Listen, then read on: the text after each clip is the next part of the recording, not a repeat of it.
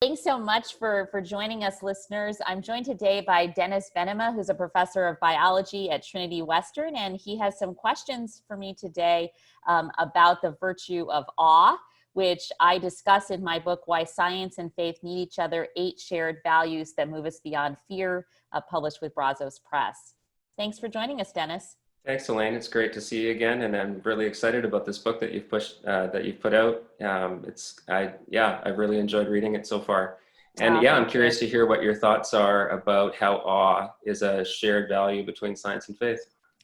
Thank you for asking that question. So, I would say I didn't necessarily think of awe as being a shared value between science and faith. In my broader work, I've interviewed people of faith, Christians in particular, about their views on science, and I've interviewed lots of scientists about their views on religion. But only when I started really comparing those two groups of people did I understand the crossover appeal of awe to both groups. And scientists even those who are atheists see this incredible sense of awe in their scientific work that really almost escapes name. Awe is not a big enough word, something that's fully other than themselves.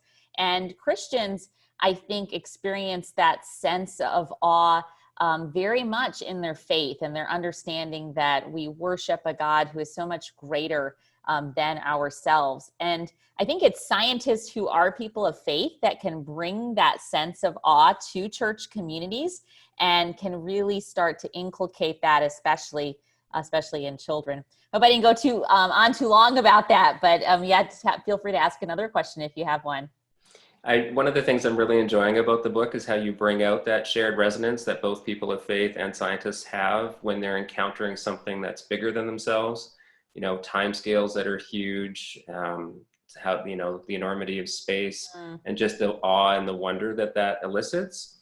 And one of the wonderful things about being a scientist and a Christian is you get to experience it on both fronts. You get to experience both the sort of the faith, theological aspects of it, of wonder, but you also get the amazing experience of discovering new things in science and seeing data for the first time that no one else has seen before, those kinds of things.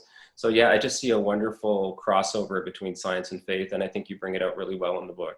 Yeah, thank you. I think sometimes, sadly, I don't know if this has been your experience, but that we actually try to diminish that sense of awe in science and church communities because some Christians have a sense of fear of science. And it's just the opposite, I think, that can really help people that are struggling to bring their science and their faith together, that actually having a more expansive notion of science and showing people how it leads us towards awe, first of science, but then towards a creator of science, can really help bridge that gap for some people.